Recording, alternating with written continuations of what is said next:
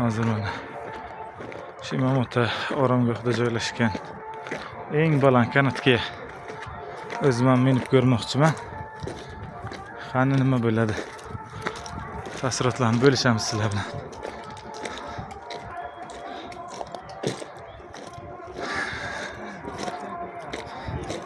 $90 kilogramdan ortiq bo'lgan mast holdagi odamlar minishi mumkin emas. İçib chiqmaysizlar. Ketdim.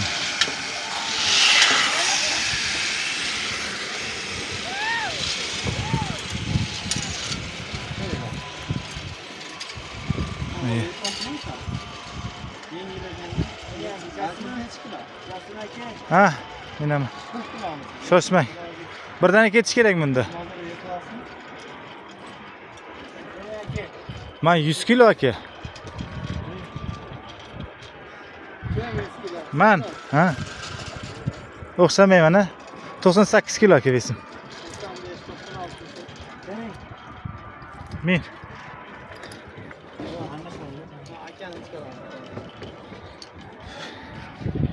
Oy. Ben to'xtab qoladimi? Ey xudoyim, o'zingga shukr. Peki.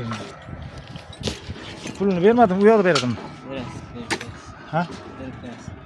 Berib qo'ysam ayting-da. Hech puldan? Ha? 40dan 80 ming. Hozir tomon sal to'xtab qoldi va tushirmayapti. 50 kilodan pastga ham tushirmayapti. Hozir tushiraman. Mabodo to'xtab qolsangiz, o'rtada mana bunaqa ipimiz bor-da. Mana motordan naridan keladi. Mana bunaqa ip.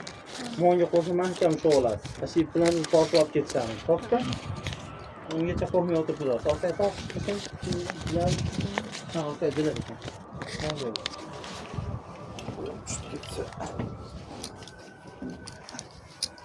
Hozir shamol sal to'xtab qoldi, har qalay yurib qoldi. Boya to'xtab qolyapti.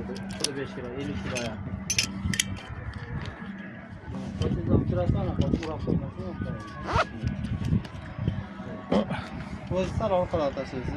Ana do'stlar, hozir eng baland kanatga mindik. Ko'ramiz. Aviatsiyaga topshirganimda ham bunaqa hayajonlanmadim.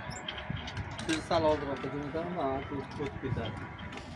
Bir ikki ishga ketdik. Tayyormisiz?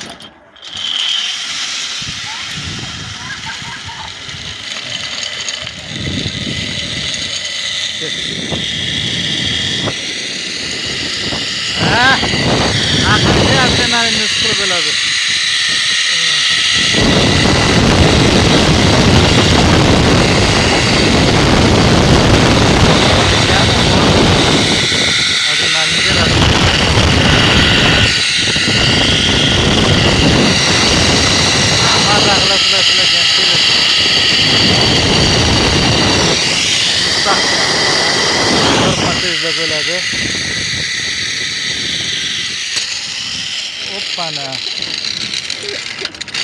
Kelib qo'ndi samolyot. Tushirasiz aka.